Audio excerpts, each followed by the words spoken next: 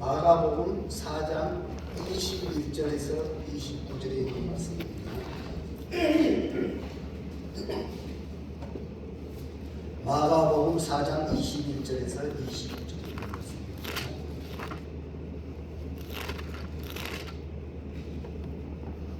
하셨으면 봉독하겠습니다.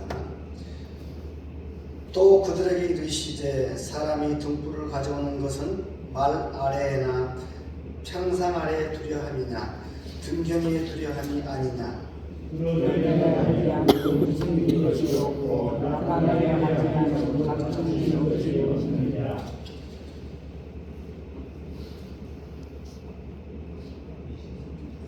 들을 귀 있는 자는 들으라. 또 이르시되 너희가 무엇을 듣노라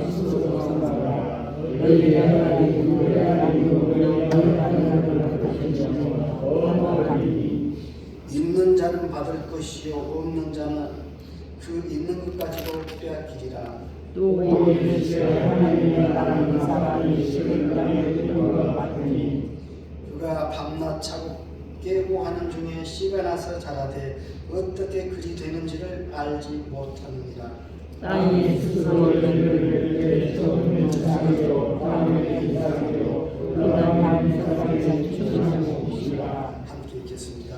열매가 익으면 곧 낫을 내나니 이는 추수제가 이른 것이니라. 아멘.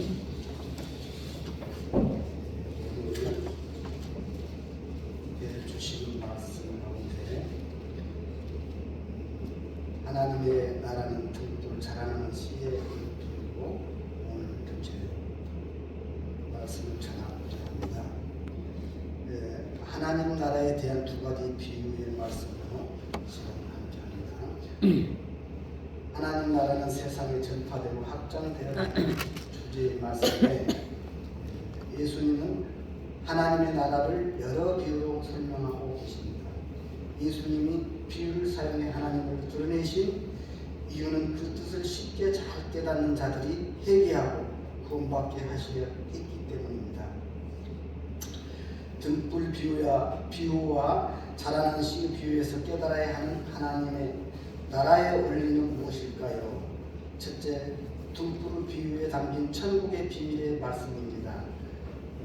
21절에서 22절 말씀 보면 또 그들에게 이르시되 사람이 등불을 가져오는 것은 말 아래나 평상 아래에 두려함이냐 등경 위에 두려함이 아니냐.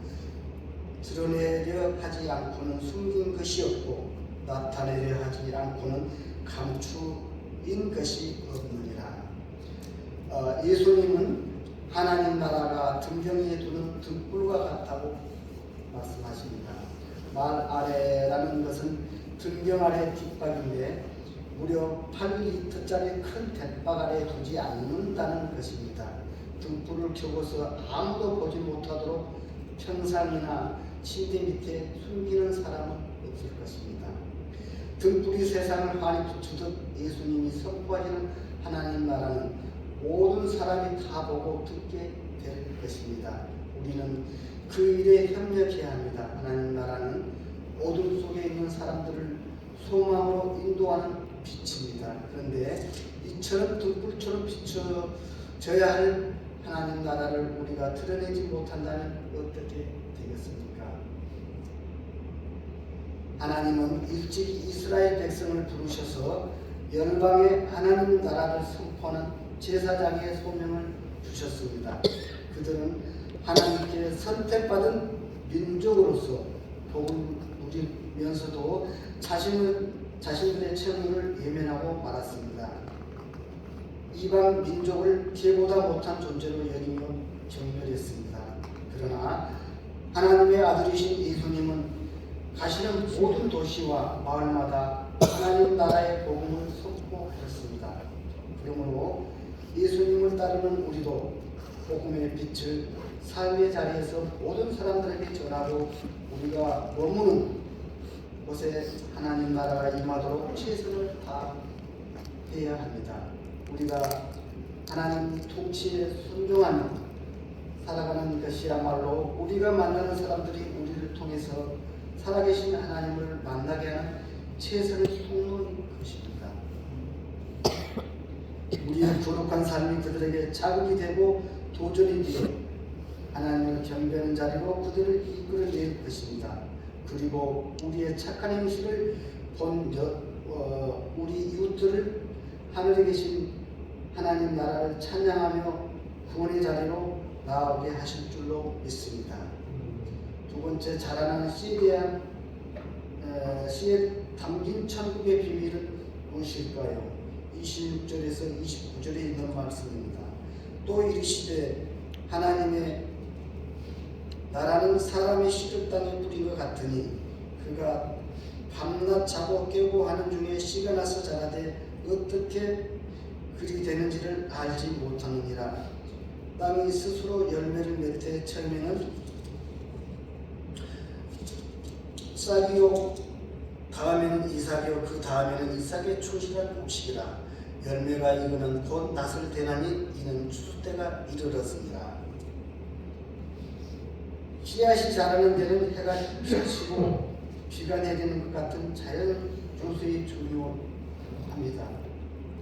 자연 환경은 씨앗이 자라고 열매를 맺는 데 없어서는 안 될 중요한 요소이면서 인간의 능력의 밖의 일입니다. 사람은 씨를 뿌리고 땅에 잡초와 자갈을 제거할 수는 있지만 해를 비추고 적당한 기온과 바람을 주는 것은 오직 하나님만이 하실 수 있는 그분의 영역인 것입니다. 예수님은 이스라엘의 작은 마을에서 하나님의 나라를 선포하기 시작하셨습니다.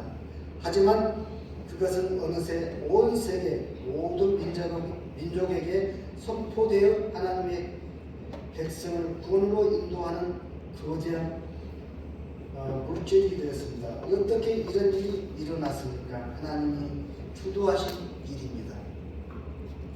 우리가 교회에 봉사하는 봉사 사역에 우리가 보기에도 하찮고 미미할 수 있습니다. 하지만 그런 작은 사역들이 하나님의 손에 들렸을 때 하나님 나라를 위한 열매를 거두는 도구가 될 수 있습니다. 그러므로 우리는 교회 안에서 이루어지는 봉사를 사소하게 여기지 말아야 합니다. 우리의 전도 활동에 사람들의 반응이 무심하다고 포기하지 말아야 합니다. 하나님 나라의 복음의 메시지가 한 개인에게 전달되었을 때 그 말씀의 영향력이 어떻게 그 사람을 변화시키는지 다 알 수는 없지만 하나님은 지금도 우리를 통해 일하고 계십니다. 지금도 하나님의 사랑과 권능은 이 땅에 하나님의 나라를 견고히 세워가고 있습니다. 우리는 천국의 비밀을 가진 사람들입니다. 그 비밀은 오직 예수 그리스도를 통해 누구든지 천국 백성이 될 수 있다는 것입니다. 우리는 이 놀라운 복음의 전달자들입니다. 하나님은 우리가 뿌린 복음의 메시지와 작은 순종을 우리 모든 성도의 뜻 안에서 크게 사용하실 것입니다.